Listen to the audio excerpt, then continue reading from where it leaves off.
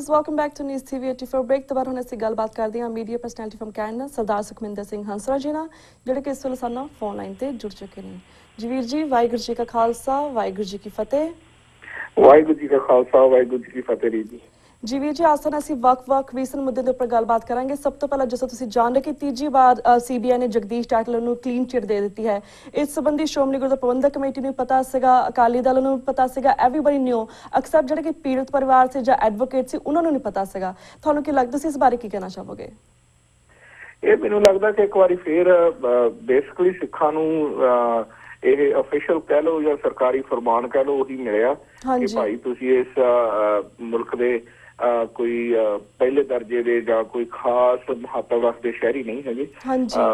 ਇਸ ਤੋਂ ਬਿਨਾਂ ਮੈਨੂੰ ਇਸ ਗੱਲ ਦਾ ਕੋਈ ਹੋਰ ਮਾਣਾ ਤਾਂ ਲੱਗਦਾ ਨਹੀਂ ਹੈਗਾ ਕਿਉਂਕਿ ਲੈਟਸ ਥਿੰਕ ਵੀ ਜੇ ਉਹਨੂੰ ਮਾੜਾ ਮੋਟਾ ਕੋਈ ਕਨਵਿਕਟ ਕਰਕੇ 2-4 ਮਹੀਨਿਆਂ ਦੀ ਸਜ਼ਾ ਵੀ ਦੇ ਦਿੰਦੇ ਜਿਹੜੀ ਕਦੇ ਭੁਗਤਣੀ ਨਹੀਂ ਸੀ ਜੀ ਤਾਂ ਕੀ ਫਿਰ ਸਾਡਾ ਜਿਹੜਾ ਰੋਸ ਆ ਜਾਂ ਸਾਡਾ ਕੇਸ ਆ ਖਤਮ ਹੋ ਜਾਂਦਾ? ਨਹੀਂ ਹੋਣਾ ਸੀ।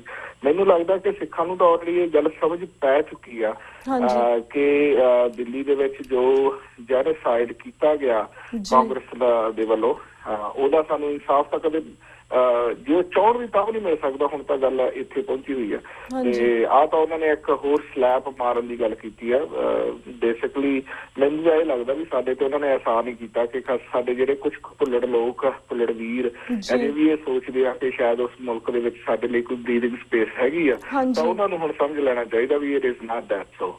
ਮੈਂ ਜਦੋਂ ਬੀਬੀ ਜਗਦੀਸ਼ ਕੌਰ ਹੋਰਾਂ ਦੇ ਜੀਵਨ ਦੇ ਉੱਤੇ ਝਾਤ ਮਾਰਦਾ ਤੇ ਫਿਰ ਮੈਂ ਦੇਖਦਾ ਕਿ ਇੰਨੀ ਸਟਰਗਲ ਕਰਨ ਤੋਂ ਬਾਅਦ ਇੰਨਾ ਕੁਛ ਗਵਾਉਣ ਤੋਂ ਬਾਅਦ ਇੰਨੇ ਦੁੱਖ ਝੇਲਣ ਤੋਂ ਬਾਅਦ ਜਦੋਂ ਉਹਨਾਂ ਨੂੰ ਇਹ ਖਬਰ ਮਿਲੀ ਹੋਏਗੀ ਐਜ਼ ਏ ਪਰਸਨ ਉਹਨਾਂ ਦੇ ਮਤਲਬ ਜ਼ਿਹਨ ਦੇ ਉੱਤੇ ਕੀ ਬੀਤੀ ਹੋਏਗੀ ਇਹ ਚੀਜ਼ਾਂ ਮੈਨੂੰ ਜ਼ਰੂਰ ਵਰੀ ਕਰਦੀਆਂ। ਓਵਰਆਲ ਮੈਂ ਕੋਈ ਬਾਹਲਾ ਹੈਰਾਨ ਨਹੀਂ ਹੋਇਆ ਇਸ ਫੈਸਲੇ ਤੋਂ ਕਿਉਂਕਿ ਮੈਨੂੰ ਲੱਗਦਾ ਕਿ ਉਹ ਜਗਦੀਸ਼ ਟਾਈਟਲਰ ਵਰਗੇ ਜਿਹੜੇ ਦਰਿੰਦੇ ਲੋਕ ਨੇ ਉਹਨਾਂ ਨੂੰ ਸਜ਼ਾਵਾਂ ਤਾਂ ਹੀ ਨਹੀਂ ਦਿੱਤੀਆਂ ਜਾ ਰਹੀਆਂ ਕਿਉਂਕਿ ਉਹ ਜਿਸ ਤਰ੍ਹਾਂ ਕਹਿੰਦੇ ਨਾ ਵੀ ਮੇਰਾ ਕਾਤਲ ਹੀ मेरा मुंसिफ ही मेरा कातिल है क्या मेरे हक में फैसला देगा। बस वही साडे नाल सिचुएशन हुई है। ये अनफॉर्चुनेट है हिंदुस्तान दे ਜਿਹੜਾ ਸੋਰਟ ਆਫ ਵਕਾਰ ਸੀਗਾ ਉਹਦੇ ਉੱਤੇ ਇੱਕ ਹੋਰ ਕਾਲਾ ਧੱਬਾ ਮੈਨੂੰ ਲੱਗਦਾ ਕਿ ਇਸ ਫੈਸਲੇ ਨੇ ਲਾ ਦਿੱਤਾ ਖਾਸ ਕਰਕੇ CBI ਜਿਹਦੇ ਉੱਤੇ ਬਹੁਤ ਸਾਰੇ ਭਾਰਤੀ ਲੋਕ ਬੜਾ ਫਖਰ ਮਹਿਸੂਸ ਕਰਦੇ ਨੇ। ਹੁਣ ਜਿਹੜੀ CBI ਨੇ ਜਿਹੜਾ ਕੰਮ ਕੀਤਾ ਉਹ ਮੈਨੂੰ ਲੱਗਦਾ ਕਿ ਵੀ ਉਹਨਾਂ ਦੀ ਕਠਪੁਤਲੀ ਹੋਈ ਆ ਐਗਜ਼ੈਕਟਲੀ ਜੋ ਕਿਸੇ ਟਾਈਮ ਦੇ ਉੱਤੇ ਆਮ ਆਦਮੀ ਪਾਰਟੀ ਨੇ ਕਿਹਾ ਸੀ ਕਿ ਇਹ CBI ਹੈ ਜਿਹੜੀ ਇਹ ਵੀ ਇਹਨਾਂ ਦੀ ਕਠਪੁਤਲੀ ਆ। ਉਸ ਕਠਪੁਤਲੀ ਹੋਣ ਦਾ ਜਿਹੜਾ ਪ੍ਰਮਾਣ ਆ ਉਹ ਸਾਡੇ ਸਾਹਮਣੇ ਆਇਆ ਜੀ। ਬਿਲਕੁਲ ਅਮੀ ਵੀਰ ਜੀ ਤੁਸੀਂ ਗੱਲ ਕੀਤੀ exactly you are right because ਤੁਸੀਂ ਤਾਂ ਗੱਲ ਕੀਤੀ ਕਾਫੀ ਸਾਰੇ ਵੀਰ ਭੈਣ ਭਰਾ ਨੇ ਉਹ ਸੋਚਦੇ ਸੀ ਕਿ ਇੰਡੀਆ ਸਾਨੂੰ ਇਨਸਾਫ ਮਿਲ ਜਾਏਗਾ ਐਟਲੀਸਟ ਉਹਨਾਂ ਦੀ ਅੱਖਾਂ ਖੁੱਲ ਗਈਆਂ ਹੋਣਗੀਆਂ ਔਰ ਕਾਫੀ ਸਾਰੇ ਵੀਰ ਭੈਣ ਨੇ ਕਹਿੰਦੇ ਨੇ ਭੁੱਲ ਜਾਵੋ 84 ਨੂੰ it's okay already done and then what do you think ਅਸੀਂ ਭਾਰਤ ਦੇਸ਼ ਦੇ ਵਿੱਚ ਵਾਸਤੇ ਅਸੀਂ ਅਣਖੀ ਸਿੱਖ ਹਾਂ and we have so much freedom to talk about everything to do everything what should be our step next step ਕਿਉਂਕਿ ਸਾਨੂੰ ਪਤਾ ਕਿ ਇਨਸਾਫ ਤਾਂ ਨਹੀਂ ਮਿਲਣਾ ਇਸ ਤੋਂ what can we do in our level. Basically ਜਿਹੜੀ ਭੁੱਲਣ ਭੁਲਾਉਣ ਵਾਲਾ ਪਾਠ ਪੜਾਉਣ ਦੀ ਕੋਸ਼ਿਸ਼ ਕੀਤੀ ਜਾ ਰਹੀ ਹੈ ਇਹਨਾਂ ਪਖੰਡੀ ਰਾਜਨੀਤਿਕ ਲੋਕਾਂ ਵੱਲੋਂ ਜਿਹੜੇ ਆਪਣੀ ਕੁਰਸੀ ਨੂੰ ਸਲਾਮਤ ਰੱਖਣ ਲਈ ਇਹ ਕਹਿੰਦੇ ਆ ਕਿ ਇਹ ਤੁਸੀਂ ਇਹ ਗੱਲਾਂ ਭੁੱਲ ਜਾਵੋ। ਇਹ ਤਾਂ ਕਦੇ ਨਾ ਇਤਿਹਾਸ ਦੇ ਵਿੱਚ ਹੋਈਆਂ ਤੇ ਨਾ ਗਾਹ ਨੂੰ ਹੋਣੀਆਂ। ਅਸੀਂ ਤਾਂ ਅਹਿਮਦ ਸ਼ਾਹ ਅਬਦਾਲੀ ਉਹਨਾਂ ਨੂੰ ਹੁਣ ਤੱਕ ਭੁੱਲੇ। ਉਹ ਸਾਡੇ ਹਰ ਗੁਰਦੁਆਰੇ ਦੇ ਹਰ ਦੀਵਾਨ ਦੇ ਵਿੱਚ ਉਹਨਾਂ ਦਾ ਪ੍ਰਸਤਾਵ ਕਿਸੇ ਨਾ ਕਿਸੇ ਰੂਪ ਦੇ ਵਿੱਚ ਸਾਨੂੰ ਚੇਤੇ ਕਰਵਾਉਂਦਾ ਕਿ ਉਹਨਾਂ ਨੇ ਜ਼ੁਲਮ ਕੀਤਾ ਸੀ। ਸੋ ਜੋ ਕੁਛ ਸਾਡੇ ਸਾਹਮਣੇ ਹੋਇਆ ਸਾਡੇ ਜੀਵਨ ਕਾਲ ਦੇ ਵਿੱਚ ਹੋਇਆ ਅਸੀਂ ਉਹਨੂੰ ਬੜੇ ਬੋਲਡ ਅੱਖਰਾਂ ਦੇ ਵਿੱਚ ਹਿਸਟਰੀ ਦੇ ਵਿੱਚ ਲਿਖ ਰਹੇ ਹਾਂ ਤਾਂ ਕਿ ਇਹਨੂੰ ਕਦੇ ਵੀ ਆਉਣ ਵਾਲੇ ਸਾਡੀ ਪਨੀਰੀ ਹੈ ਜਿਹੜੀ ਆਉਣ ਵਾਲੀ ਸਾਡੀ ਕੋਈ ਵੀ ਨਸਲ ਸਿੱਖਾਂ ਦੇ ਉੱਤੇ ਕੀ ਮਨੁੱਖਤਾ ਦੇ ਉੱਤੇ ਜਿਹੜੇ ਇਸ ਭਾਰਤ ਦੇ ਹੁਕਮਰਾਨਾਂ ਵੱਲੋਂ ਜ਼ੁਲਮ ਕੀਤੇ ਜਾ ਰਹੇ ਇਹ ਕਦੇ ਵੀ ਭੁਲਾਏ ਨਾ ਜਾਣ। ਤੁਸੀਂ ਕਿਹਾ ਵੀ ਹੁਣ ਕੀ ਆ ਮੈਂ ਇਹ ਸਮਝਦਾ ਕਿ 29 ਅਪ੍ਰੈਲ 1986 ਨੂੰ ਜੋ ਸ਼੍ਰੀ ਅਕਾਲ ਤਖ਼ਤ ਸਾਹਿਬ ਤੋਂ ਹੁਕਮਨਾਮਾ ਜਾਰੀ ਹੋਇਆ ਸੀ ਉਹ ਅਲਟੀਮੇਟ ਸਾਡੀ ਮੰਜ਼ਿਲ ਹੈ। ਉਸ ਮੰਜ਼ਿਲ ਨੂੰ ਪਾਉਣ ਦੀ ਖਾਤਰ ਦੁਨੀਆ ਦੇ ਕੋਨੇ ਵਿੱਚ ਸਿੱਖ ਸਰਗਰਮ ਨੇ। ਉਸ ਹੀ ਐਲਾਨਨਾਮੇ ਦੇ ਅਨੁਸਾਰ ਕਿ ਆਪਣੀ ਵਿੱਤ ਅਨੁਸਾਰ ਜਿੱਥੇ ਵੀ ਤੁਸੀਂ ਹੋ ਇਹ ਐਲਾਨੀਆ ਜੰਗ ਹੈ ਹਿੰਦੁਸਤਾਨ ਦੇ ਖਿਲਾਫ ਕਿ ਸਾਡਾ ਜਿਹੜਾ ਵਤਨ ਖਾਲਿਸਤਾਨ ਆ ਉਸ ਨੂੰ ਲਿਬਰੇਟ ਕੀਤਾ ਜਾਏ। ਅਸੀਂ ਜਦ ਤੱਕ ਉਸ ਲਿਬਰੇਸ਼ਨ ਦੇ ਵਿੱਚ ਕਾਮਯਾਬ ਨਹੀਂ ਹੋ ਜਾਂਦੇ ਉਦੋਂ ਤੱਕ ਪੈਰ ਤੇ ਸਾਨੂੰ ਇਹ ਨਮੋਸ਼ੀਆਂ ਹਿੰਦੁਸਤਾਨ ਦੇ ਢਾਂਚੇ ਦੇ ਅੰਦਰ ਜਿਹੜੇ ਅਸੀਂ ਫਸੇ ਹੋਏ ਲੋਕ ਰਹਿ ਰਹੇ ਹਾਂ ਉਹਨਾਂ ਨੂੰ ਇਹ ਝੇਲਣੀਆਂ ਪੈਣਗੀਆਂ। ਇਹ ਅਨਫੋਰਚੂਨੇਟ ਆ ਪਰ ਡੈਫੀਨੇਟਲੀ ਦਿਨੋਂ ਦਿਨ ਹੁਣ ਲੋਕ ਸਮਝਦੇ ਜਾ ਰਹੇ ਨੇ। ਲੋਕਾਂ ਦੇ ਮਨਾਂ ਅੰਦਰ ਜਿਹੜਾ ਇੱਕ ਭੈ ਕ੍ਰੀਏਟ ਕੀਤਾ ਗਿਆ ਸੀ, ਇੱਕ ਡਰ ਕ੍ਰੀਏਟ ਕੀਤਾ ਗਿਆ ਸੀ, ਉਹ ਵੀ ਸਰਦਾਰ ਸਿਮਰਨਜੀਤ ਸਿੰਘ ਮਾਨ ਹੋਣਾ ਜਿਨ੍ਹਾਂ ਨੇ ਭਾਰਤ ਦੀ ਅਦਾਲਤ ਤੋਂ ਲਿਟਰਲੀ ਉਹਨਾਂ ਦੇ ਮੂੰਹ ਤੋਂ ਇਹ ਗੱਲ ਕਹਾ ਦਿੱਤੀ ਆ ਕਿ ਦੁਨੀਆ ਦੇ ਵਿੱਚ ਜਿਹੜੀ ਡੈਮੋਕ੍ਰੈਟਿਕ ਸੈਟਅਪ ਆ ਉਹਦੇ ਵਿੱਚ ਕੋਈ ਵੀ ਕੌਮ ਜਿਹੜੀ ਉਹ ਆਪਣੀ ਸੈਲਫ ਡਿਟਰਮੀਨੇਸ਼ਨ, ਆਜ਼ਾਦੀ, ਆਪਣੇ ਆਜ਼ਾਦ ਵਤਨ ਖਾਲਿਸਤਾਨ ਦੀ ਰਾਜਨੀਤਿਕ ਸਟੇਟ ਦੀ ਗੱਲ ਕਰ ਸਕਦੀ ਆ ਫਰੀਲੀ। ਐਂਡ ਉਹਦੇ ਨਾਲ ਵੀ ਹੁਣ ਮੈਂ ਵੇਖ ਰਿਹਾ ਕਿ ਲੋਕਾਂ ਦੇ ਮਨਾਂ ਤੋਂ ਡਰ ਜਿਹੜਾ ਚੱਕਿਆ ਜਾ ਰਿਹਾ। ਬਿਲਕੁਲ ਅਮਰਵੀਰ ਜੀ, ਅਸੀਂ ਖਾਲਿਸਤਾਨ ਦੀ ਗੱਲ ਕਰਦੇ ਹਾਂ, ਪੰਜਾਬ ਦੀ ਗੱਲ ਕਰਦੇ ਹਾਂ, ਅਸੀਂ ਲੋਕਾਂ ਨੇ ਵੀ ਅਵੇਅਰਨੈਸ ਕਰਵਾਉਣਾ ਚਾਹੁੰਦੇ ਹਾਂ ਕਿ ਜਿਸ ਤਰ੍ਹਾਂ ਉਸ ਦੇ ਵਿੱਚ ਬਹੁਤ ਸਾਰੇ ਧੋਖੇਬਾਜ਼ ਜਥੇਬੰਦੀਆਂ ਵੀ ਨੇ, ਜਿਸ ਤਰ੍ਹਾਂ ਸ਼੍ਰੋਮਣੀ ਗੁਰਦੁਆਰਾ ਪ੍ਰਬੰਧਕ ਕਮੇਟੀ ਹੈ ਜਾਂ ਫਿਰ ਅਕਾਲੀ ਦਲ ਨੇ, ਇਹਨਾਂ ਨੇ ਕਿਸ ਤਰ੍ਹਾਂ ਇਹਨਾਂ ਨੂੰ 3 ਮਹੀਨੇ ਪਹਿਲਾਂ ਹੀ ਪਤਾ ਸੀ ਕਿ ਇਸ ਬੰਦੇ ਨੂੰ ਕਲੀਨ ਚਿੱਟ ਮਿਲ ਗਈ, ਫਿਰ ਵੀ ਇਹਨਾਂ ਨੇ ਕਦੀ ਕਿਸੇ ਨੂੰ ਕੁਝ ਨਹੀਂ ਕਿਹਾ, ਪੀੜਤ ਪਰਿਵਾਰਾਂ ਤੱਕ ਨੂੰ ਦੱਸਿਆ, ਐਡਵੋਕੇਟਸ ਨੂੰ ਦੱਸਿਆ। ਸੋ ਸਾਡਾ ਫਰਜ਼ ਬਣਦਾ ਕਿ ਇਸ ਬਾਰੇ ਵੀ ਅਸੀਂ ਜਿਹੜੇ ਸਾਡੇ ਦਰਸ਼ਕ ਨੇ ਉਹਨਾਂ ਨੂੰ ਅਵੇਅਰ ਕਰਵਾਈਏ। Don't you think so? ਰੀਤ ਜੀ, ਮੈਂ ਤੁਸੀਂ ਲਫ਼ਜ਼ ਧੋਖੇਬਾਜ਼ ਵਰਤਦੇ ਹੋ, ਮੈਨੂੰ ਲੱਗਦਾ ਕਿ ਉਹਨਾਂ ਦੇ ਲਈ ਇਹ ਧੋਖੇਬਾਜ਼ ਲਫ਼ਜ਼ ਬਹੁਤ ਛੋਟਾ ਹੈਗਾ। ਆਈ ਵੈਦਰ ਸੇ ਵੀ ਇਹ ਜਿਹੜੀਆਂ ਰਾਜਨੀਤਿਕ ਪਾਰਟੀਆਂ ਇਹ ਆਪਣੀਆਂ ਕਮਜ਼ੋਰੀਆਂ ਦੇ ਕਾਰਨ ਲਿਟਰਲੀ ਨਿਪੁੰਸਕ ਹੋ ਚੁੱਕੀਆਂ, ਕਿਉਂਕਿ ਇਹ ਨਹੀਂ ਕਿ ਇਹ ਬੋਲਣਾ ਨਹੀਂ ਚਾਹੁੰਦੇ, ਮੈਨੂੰ ਲੱਗਦਾ ਬੋਲਣ ਦੇ ਯੋਗ ਰਹੇ ਹੀ ਨਹੀਂ, ਕਿਉਂਕਿ ਇਹਨਾਂ ਦੀਆਂ ਜਿਹੜੀਆਂ ਆਪਣੀਆਂ ਖੁਦਗਰਜ਼ੀਆਂ ਉਹ ਇਹ ਡਿਮਾਂਡ ਕਰਦੀਆਂ ਕਿ ਇਹ ਕਠਪੁਤਲੀ ਬਣ ਕੇ ਰਹਿਣ ਉਸ ਦੇਸ਼ ਦੇ ਮੈਜੋਰਿਟੀ ਲੋਕਾਂ ਦੀ। ਇਹੀ ਉਹ ਕਰ ਰਹੇ ਨੇ, ਕਿਉਂਕਿ ਜੇ ਉਹਨਾਂ ਨੂੰ ਜੇ ਪੰਥ ਪ੍ਰਸਤੀ ਦੇ ਰਸਤੇ ਉੱਤੇ ਚੱਲਣ ਫਿਰ ਤਾਂ ਇਨਸਾਨ ਨੂੰ ਕਿਸੇ ਚੀਜ਼ ਦੀ ਪਰਵਾਹ ਹੁੰਦੀ ਨਹੀਂ, ਫਿਰ ਉਹ ਹਰ ਤਰ੍ਹਾਂ ਬੋਲ ਸਕਦਾ ਕਿਉਂਕਿ ਉਹਨੂੰ ਕਿਸੇ ਚੀਜ਼ ਦੀ ਪਰਵਾਹ ਨਹੀਂ। ਜਦੋਂ ਇਹ ਖੁਦ ਪ੍ਰਸਤੀ ਆ ਤਾਂ ਫਿਰ ਨੈਚੁਰਲੀ ਇਹਨਾਂ ਲਈ ਬੋਲਣਾ ਬੜਾ ਮੁਸ਼ਕਿਲ ਆ। ਇਹ ਬੋਲ ਹੀ ਸਕਦੇ ਨਹੀਂ, ਇਹਨਾਂ ਦੇ ਅੰਦਰ ਨਿਪੁੰਸਕਤਾ, ਇਹਨਾਂ ਦੀ ਜਿਹੜੀ ਰੀੜ੍ਹ ਦੀ ਹੱਡੀ ਆ ਉਹ ਲਿਟਰਲੀ ਕਰੈਕ ਹੋ ਚੁੱਕੀ ਆ। ਇਹ ਜੋ ਇਤਿਹਾਸ ਦੇ ਵਿੱਚ ਗੱਲਾਂ ਕੀਤੀਆਂ ਜਾ ਰਹੀਆਂ, ਦਿੱਲੀ ਦੇ ਵਿੱਚ ਫਤਿਹ ਦਿਵਸ ਮਨਾਇਆ ਜਾ ਰਿਹਾ, ਫਤਿਹ ਦਿਵਸ ਮਨਾਉਣਾ ਦਿੱਲੀ ਦੇ ਵਿੱਚ ਉਹਦਾ ਕੌਨਸੈਪਟ ਇਹ ਉਹਦੇ ਨੇੜੇ ਤੇੜੇ ਵੀ ਨਹੀਂ ਹੈਗੇ। ਸਵੇਰ ਤੋਂ ਸ਼ਾਮ ਤੱਕ ਤਾਂ ਇਹ ਗੁਲਾਮ ਜੀਵਨ ਬਸਰ ਕਰ ਰਹੇ ਨੇ, ਆਪਣੇ ਇਹਨਾਂ ਦੇ ਕਰਮਾਂ ਦੇ ਵਿੱਚ ਹਰ ਰੋਜ਼ ਗੁਲਾਮੀ ਨਜ਼ਰ ਆ ਰਹੀ ਹੈ ਤੇ ਕੱਲ ਫਤਿਹ ਦਿਵਸ ਵੀ ਕਰਦੇ ਨੇ। ਹਾਂਜੀ ਜੀ ਬਿਲਕੁਲ, ਉਸ ਦੇ ਵਿੱਚ ਵੀ ਸਰ ਗੁਲਾਮੀ ਦੀ ਗੱਲ ਕਰਦੇ ਨੇ ਜਿਹੜੀ ਕਿ ਹੁਣ ਸਰਸਾ ਮਾਫੀਆਂ ਮੰਗ ਰਿਹਾ। ਆਈ ਮੀਨ ਇਹ ਜਿਹੜੀਆਂ ਚੀਜ਼ਾਂ ਨੇ ਇਹਨਾਂ ਨੂੰ ਜਦੋਂ ਤੁਸੀਂ ਇੱਕ ਪੰਥਕ ਦ੍ਰਿਸ਼ਟੀਕੋਣ ਤੋਂ ਵੇਖਦੇ ਹੋ ਤਾਂ ਤੁਹਾਨੂੰ ਇਸ ਤਰ੍ਹਾਂ ਲੱਗਦਾ ਜਿਵੇਂ ਇੱਕ ਜਿਹੜੇ ਮਦਾਰੀ ਆਉਂਦੇ ਹੁੰਦੇ ਸੀ, ਉਹਨਾਂ ਦੇ ਕੋਲ ਇੱਕ ਬਾਂਦਰ ਹੁੰਦਾ ਸੀ ਤੇ ਹੱਥ ਦੇ ਵਿੱਚ ਇੱਕ ਡਸਲੀ ਹੁੰਦੀ ਸੀ, ਉਹ ਵਜਾਉਂਦੇ ਸੀ ਤੇ ਉਹ ਨੱਚਦਾ ਸੀ। ਸੋ ਇਹਨਾਂ ਦੀ ਉਹੋ ਜਿਹੀ ਪੋਜੀਸ਼ਨ ਹੋਈ ਲੱਗਦੀ ਹੈ ਮੈਨੂੰ। ਬਿਲਕੁਲ ਅਮਿਤ ਜੀ, ਤੁਸੀਂ ਗੱਲ ਕੀਤੀ ਕਿ ਇਹ ਬਾਂਦਰ ਨੇ, ਜਿਸ ਤਰ੍ਹਾਂ ਅਕਾਲੀ ਦਲ ਬਾਦਲ ਹੋਵੇ, ਸ਼੍ਰੋਮਣੀ ਗੁਰਦੁਆਰਾ ਪ੍ਰਬੰਧਕ ਕਮੇਟੀ ਹੋਵੇ ਜਾਂ ਫਿਰ ਅਰੋੜਾ ਸਾਹਿਬ ਜਥੇਦਾਰ ਅਕਾਲ ਤਖਤ ਸਾਹਿਬ ਵੀ ਇਹਨਾਂ ਦੇ ਨਾਲ ਮਿਲੇ ਹੋਏ ਨੇ, ਤਾਂ ਹੀ ਇਸ ਤਰ੍ਹਾਂ ਇਹਨਾਂ ਜਿਹੜੇ ਇਹ ਕਠਪੁਤਲੀਆਂ ਨੇ। ਜਿਸ ਤਰ੍ਹਾਂ ਪਿੱਛੇ ਨੇ ਮੋਦੀ ਆ, ਮੋਦੀ ਇਸ ਵੇਲੇ ਪੰਜਾਬ ਗਿਆ ਸੀਗਾ ਥੋੜੇ ਦਿਨ ਪਹਿਲਾਂ, ਐਂਡ ਪੰਜਾਬ ਗਿਆ, ਕੁਛ ਵੀ ਪੰਜਾਬੀਆਂ ਨੇ ਹਾਸਲ ਕੀਤਾ, ਕੁਛ ਵੀ ਸਿੱਖਾਂ ਨੇ ਹਾਸਲ ਕੀਤਾ, ਸਿਰਫ ਉਹਨੇ ਆਪਣੀ ਬਿਆਨਬਾਜ਼ੀਆਂ ਦਿੱਤੀਆਂ, ਆਪਣੇ ਭਾਸ਼ਣ ਦਿੱਤੇ। ਇਸੇ ਤਰ੍ਹਾਂ ਮੋਦੀ ਅਗਲੇ ਮਹੀਨੇ ਕੈਨੇਡਾ 'ਚ ਵੀ ਆ ਰਿਹਾ, ਤੁਹਾਡੇ ਦੇਸ਼ ਦੇ ਵਿੱਚ ਵੀ ਆ ਰਿਹਾ। ਕੀ ਤੁਸੀਂ ਆਪਣੇ ਦੇਸ਼ ਦੇ ਵਿੱਚ ਜਿਹੜੇ ਆਪਣੇ ਲੋਕ ਨੇ ਉਹਨਾਂ ਨੂੰ ਇਸ ਬਾਰੇ ਅਵੇਅਰਨੈਸ ਕਰਵਾਓਗੇ ਕਿ what he done to Sikh community and also ਆਪਣੇ ਦੇਸ਼ ਦੇ ਜਿਹੜੇ ਪ੍ਰਧਾਨ ਮੰਤਰੀ ਆ, ਜਾਂ ਤੁਸੀਂ ਕੋਈ ਉਪਰਾਲੇ ਰੱਖੇ ਹੋਣ ਇਸ ਸੰਬੰਧੀ, ਚਾਹਾਂਗੇ ਉਸ ਬਾਰੇ ਵੀ ਸਾਡੇ ਦਰਸ਼ਕਾਂ ਨੂੰ ਜਾਣਕਾਰੀ ਦਿਓ। ਦੇਖੋ ਰੀਤ ਜੀ, ਪੰਜਾਬ ਦੇ ਵਿੱਚ ਗਿਆ, ਇਹ ਪਹਿਲੀ ਵਾਰ ਹੋਇਆ ਕਿ ਪੰਜਾਬ ਦੇ ਵਿੱਚ ਭਾਰਤ ਦਾ ਸਭ ਤੋਂ ਬਦਨਾਮ ਤੇ ਸਭ ਤੋਂ ਵਿਵਾਦਗ੍ਰਸਤ ਇਨਸਾਨ ਆ ਜਿਹੜਾ ਉਹ ਪ੍ਰਧਾਨ ਮੰਤਰੀ ਬਣ ਕੇ ਗਿਆ।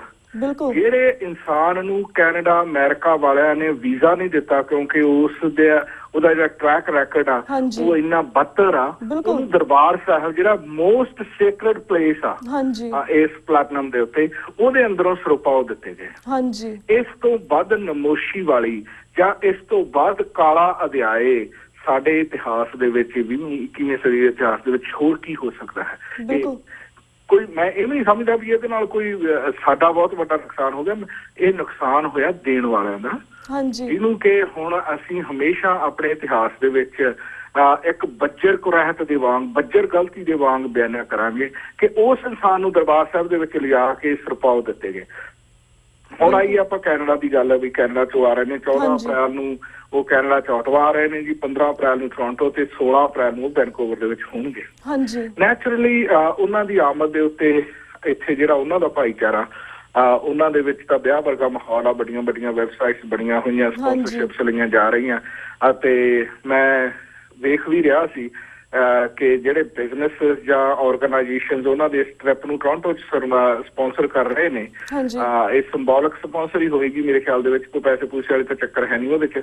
ਉਹਦੇ ਵਿੱਚ ਲਿਟਰਲੀ ਇਹ ਕਹਿ ਲਓ ਕਿ ਆਲਮੋਸਟ 100 ਤੋਂ 100 ਤੋਂ ਉੱਪਰ ਆਰਗੇਨਾਈਜੇਸ਼ਨਾਂ ਤੇ ਬਿਜ਼ਨੈਸਿਸ ਦਰਜ ਹੋਏ ਆ।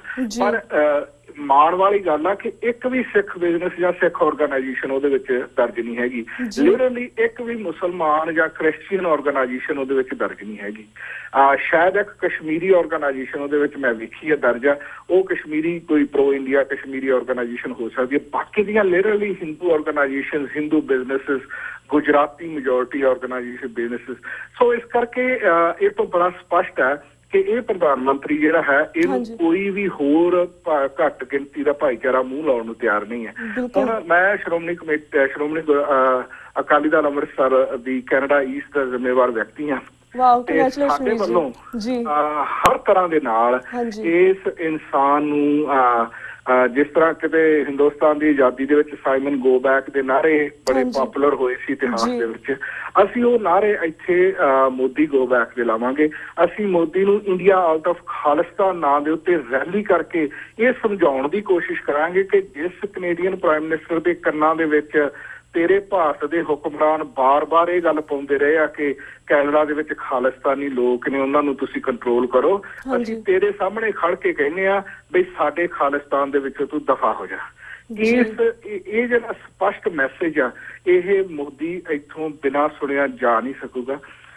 ਮੈਨੂੰ ਇਸ ਚੀਜ਼ ਦਾ ਪੂਰਾ ਫਖਰ ਹੈ ਕਿ ਸਾਡੀ ਕੌਮ ਜਿਹੜੀ ਹੈ ਉਹ ਘੱਟੋ ਘੱਟ ਪ੍ਰੋ ਮੋਦੀ ਤਾਂ ਹੈ ਹੀ ਨਹੀਂ, ਪਰ ਡੈਫੀਨੇਟਲੀ ਐਂਟੀ ਮੋਦੀ ਜਿੰਨੀਆਂ ਵੀ ਰੈਲੀਜ਼ ਹੋਣਗੀਆਂ ਵੱਡੇ ਪੱਧਰ ਤੇ ਉਹਦੇ ਨਾਲ ਉਹਦੇ ਵਿੱਚ ਸ਼ਾਮਲ ਹੋਣਗੀਆਂ। ਅਸੀਂ ਸ਼੍ਰੋਮਣੀ ਅਕਾਲੀ ਦਲ ਅੰਮ੍ਰਿਤਸਰ ਦੇ ਵੱਲੋਂ ਕੈਨੇਡਾ ਦੇ ਪ੍ਰਧਾਨ ਮੰਤਰੀ ਨੂੰ 16 ਮਾਰਚ ਨੂੰ ਚਿੱਠੀ ਲਿਖ ਕੇ ਇਹ ਵੀ ਆਗਾਜ਼ ਕਰਵਾ ਦਿੱਤਾ ਸੀ ਕਿ ਜਿਸ ਬੰਦੇ ਨੂੰ ਤੂੰ ਇਨਵੀਟੇਸ਼ਨ ਦਿੱਤੀ ਆ ਇਹ ਕੈਨੇਡਾ ਦੀਆਂ ਕਦਰਾਂ ਕੀਮਤਾਂ ਦੇ ਅਨੁਕੂਲ ਨਹੀਂ ਹੈਗੀ।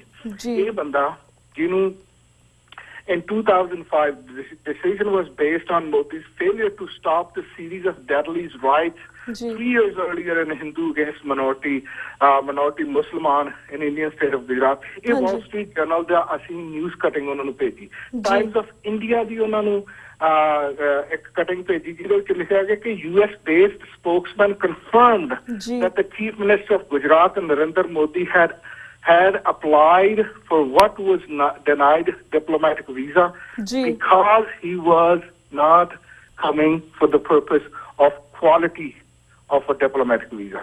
ਇਸ ਤੋਂ ਬਿਨਾਂ ਅਸੀਂ ਇੱਕ BBC ਲੰਡਨ ਦੀ ਨਿਊਜ਼ ਏਜੰਸੀ ਦੀ ਉਹਨਾਂ ਨੂੰ ਪ੍ਰਧਾਨ ਮੰਤਰੀ ਹਾਰਪਰ ਨੂੰ ਚਿੱਠੀ ਭੇਜੀ ਜਿਹਦੇ ਵਿੱਚ ਇੱਕ ਲਿਖਿਆ ਹੈ ਕਿ senior police officer sworn statement to Indian Supreme Court alleged that Gujarat Chief Minister Narendra Modi deliberately allowed anti-Muslim riots in the state. So, ਇਹ ਜਿਹੜੇ ਤੱਥ ਅਸੀਂ ਪ੍ਰਧਾਨ ਮੰਤਰੀ ਹਾਰਪਰ ਨੂੰ ਭੇਜੇ ਨੇ, ਡੈਫੀਨਿਟਲੀ ਸ਼ੋਰ ਕਿ ਪ੍ਰਧਾਨ ਮੰਤਰੀ ਨੇ ਦੇ ਸਟਾਫ ਨੇ ਜਾਂ ਉਹਨੇ ਇਹ ਚੀਜ਼ਾਂ ਪੜ੍ਹੀਆਂ, ਉਹਨਾਂ ਨੂੰ ਪਤਾ ਚਲੋ ਡਿਪਲੋਮੈਟਿਕ ਇਹਨਾਂ ਦੇ ਸੰਬੰਧ ਨੇ, ਉਹਨੂੰ ਜੀਆ ਕਹੇਗਾ ਹਾਰਪਰ ਸਰਕਾਰ ਦੇ ਤੌਰ ਤੇ, ਪਰ ਸਰਕਾਰ ਦੇ ਬਿਹਾਈਂਡ ਦਾ ਹੈਡ ਕੈਨੇਡੀਅਨ ਗਵਰਨਮੈਂਟ ਦੇ ਬਿਹਾਈਂਡ ਦਾ ਹੈਡ ਇਸ ਬੰਦੇ ਦਾ ਟਰੈਕ ਰੈਕਡ ਆ ਜਿਹੜਾ ਉਹ ਉਹਨਾਂ ਦੇ ਅੰਦਰ ਇੱਕ ਬਟਰਫਲਾਈ ਦਾ ਕੰਮ ਕਰੇਗਾ ਡਿਊਰਿੰਗ ਦੋਸ 3 ਡੇਜ਼ 14, 15 ਤੇ 16 ਅਪ੍ਰੈਲ ਨੂੰ। ਤੇ ਮੈਨੂੰ ਇਹ ਪੂਰਨ ਆਸ ਹੈ ਕਿ ਸਾਡੀ ਗਵਰਨਮੈਂਟ ਆਫ ਕੈਨੇਡਾ ਕਿਸੇ ਨਾ ਕਿਸੇ ਢੰਗ ਕਿਸੇ ਨਾ ਕਿਸੇ ਜੁਮਲੇ ਦੇ ਅਧੀਨ ਇਹਨਾਂ ਗੱਲਾਂ ਤੋਂ ਰਿਮਾਈਂਡ ਕਰਾਏਗੀ ਕਿ ਤੇਰਾ ਟਰੈਕ ਰੈਕਡ ਸਾਨੂੰ ਇਹ ਕੰਪੈਲ ਕਰਦਾ ਸੀ ਕਿ ਤੈਨੂੰ ਅਸੀਂ ਕੈਨੇਡਾ ਵਿੱਚ ਨਾ ਵੜਨ ਦਈਏ just because you are prime minister, so diplomatically we had no choice. ਇਹ ਚੀਜ਼ਾਂ ਜਿਹੜੀਆਂ ਅਸੀਂ ਇਹ ਮੋਦੀ ਦੀ ਜਿਹੜੀ ਇੱਥੇ ਵਿਜ਼ਿਟ ਆ ਉੱਤੇ ਪਲਾਨ ਕਰ ਰਹੇ ਹਾਂ, this will be a historical moment 14, 15 ਤੇ 16 ਨੂੰ ਜਦੋਂ ਹਰੋਜ਼ ਸਟਰੀਟ ਗੁਰਦੁਆਰਾ ਜਿਹੜਾ ਕਿ ਇਸ ਵਕਤ ਉੱਥੇ ਕੁਛ ਇਹੋ ਜਿਹੇ ਲੋਕ ਕਾਬਜ ਨੇ ਜਿਹੜੇ ਕਿ ਸ਼ਾਇਦ ਏਦਾਂ ਦੀ ਚੀਜ਼ਾਂ ਨੂੰ ਐਂਡੋਰਸ ਕਰਦੇ ਨੇ, ਉੱਥੇ ਹੋ ਜਾਏਗਾ ਜਾਣਦਾ ਨਰਿੰਦਰ ਮੋਦੀ ਦੀ ਕੀ ਸੈਂਸ ਬਣਦੀ ਆ। ਉਹ ਤਾਂ ਇਸ ਮਨੁੱਖਤਾ ਨੂੰ ਤਾਂ ਉਹ ਪਿਆਰ ਹੀ ਨਹੀਂ ਕਰਦਾ, ਮਨੁੱਖਤਾ ਨੂੰ ਤਾਂ ਉਹਨੇ ਕਤਲ ਕਰਵਾਇਆ। ਇਹ ਚੀਜ਼ਾਂ ਜਿਹੜੀਆਂ ਅੱਜ ਅਸੀਂ ਦੱਸ ਵੀ ਰਹੇ ਹਾਂ, we are trying to make this awareness as much as possible through social media. ਅਸੀਂ ਪੂਰੀ ਕੋਸ਼ਿਸ਼ ਕਰਾਂਗੇ ਸ਼੍ਰੋਮਣੀ ਅਕਾਲੀ ਦਲ ਅੰਮ੍ਰਿਤਸਰ ਦੀਆਂ ਜਿੰਨੀਆਂ ਯੂਨਿਟਸ ਨੇ ਆਇਆ ਉਹ ਈਸਟ ਦੀ ਯੂਨਿਟ ਆ, ਉਹ ਵੈਸਟ ਦੀ ਯੂਨਿਟ ਆ ਜਾਂ ਨਾਰਥ ਅਮਰੀਕਾ ਦੀਆਂ ਯੂਨਿਟਸ ਨੇ ਜਿੰਨੀਆਂ ਵੀ, ਉਹ ਸਾਰੀਆਂ ਦੀ ਕੋਸ਼ਿਸ਼ ਹੈ ਕਿ ਅਸੀਂ ਨਰਿੰਦਰ ਮੋਦੀ ਦੀ ਇਸ ਫੇਰੀ ਦੌਰਾਨ ਇਸ ਫੇਰੀ ਨੂੰ ਲੈ ਕੇ we can use this opportunity to educate the Western countries about his bad legacy, about his means to kill minorities. ਹੰਸਰਾਵੀ ਜੀ ਸਾਡਾ ਵਕਤ ਸਮਾਪਤੀ ਵੱਲ ਜਾ। Thank you so much for this information. Um sorry ਜਿਹੜੀਆਂ ਹੁਣ ਮੀਟਿੰਗਸ ਹੋ ਰਹੀਆਂ, so we gonna be actively standing there and telling people what is he all about. So ਮੈਨੂੰ ਲੱਗਦਾ ਕਿ ਸਾਨੂੰ ਇਹ ਬਹੁਤ ਵਧੀਆ ਮੌਕਾ ਮੋਦੀ ਦੀ ਇੱਥੇ ਆਉਣ ਤੇ ਮਿਲੇਗਾ, ਜਦੋਂ ਅਸੀਂ ਗਵਰਨਮੈਂਟ ਆਫ ਕੈਨੇਡਾ ਜਾਂ ਕੈਨੇਡੀਅਨ ਲੋਕਾਂ ਨੂੰ ਦੱਸ ਸਕਾਂਗੇ ਕਿ ਉਸ ਮੁਲਕ ਦੇ ਵਿੱਚ ਕੀ ਸੂਰਤ ਹਾਲਤ ਨੇ। ਜੀ Hansravi ji, um so sorry, thank you so much for your time. ਸਾਡਾ ਵਕਤ ਕਾਫੀ ਉੱਪਰ ਜਾ ਰਿਹਾ ਵਾ ਤੇ ਅਸੀਂ ਤੁਹਾਡੇ ਕੋਲ ਇੱਥੇ ਜਾ ਲੈਣੇ। ਥੈਂਕ ਯੂ ਕਿ ਤੁਸੀਂ ਇਸ ਮੁੱਦੇ ਦੇ ਉੱਪਰ ਆਪਣੇ ਵਿਚਾਰ ਸਾਡੇ ਦਰਸ਼ਕਾਂ ਨਾਲ ਸਾਂਝੇ ਕੀਤੇ, and also you also give us all the information about the Modi visit, and also congrats ਕਿ ਤੁਸੀਂ ਸ਼੍ਰੋਮਣੀ ਅਕਾਲੀ ਦਲ ਅੰਮ੍ਰਿਤਸਰ ਦੇ ਈਸਟ ਕੋਸਟ ਦੇ ਮੈਂਬਰ ਬਣ ਗਏ। ਤੁਹਾਨੂੰ ਅਸੀਂ ਬਹੁਤ TV 84 ਦੇ ਦਰਸ਼ਕਾਂ ਵੱਲੋਂ ਤੇ ਸਾਡੇ ਵੱਲੋਂ ਮੁਬਾਰਕਬਾਦ ਦਿੰਦੇ ਆ। ਤੇ ਵੀਰ ਜੀ, ਹੁਣ ਅਸੀਂ ਤੁਹਾਡੇ ਕੋਲ ਇਜਾਜ਼ਤ ਲੈਂਦੇ ਆ। ਵਾਹਿਗੁਰੂ ਜੀ ਕਾ ਖਾਲਸਾ, ਵਾਹਿਗੁਰੂ ਜੀ ਕੀ ਫਤਿਹ। ਵਾਹਿਗੁਰੂ ਜੀ ਕਾ ਖਾਲਸਾ, ਵਾਹਿਗੁਰੂ ਜੀ ਕੀ ਫਤਿਹ।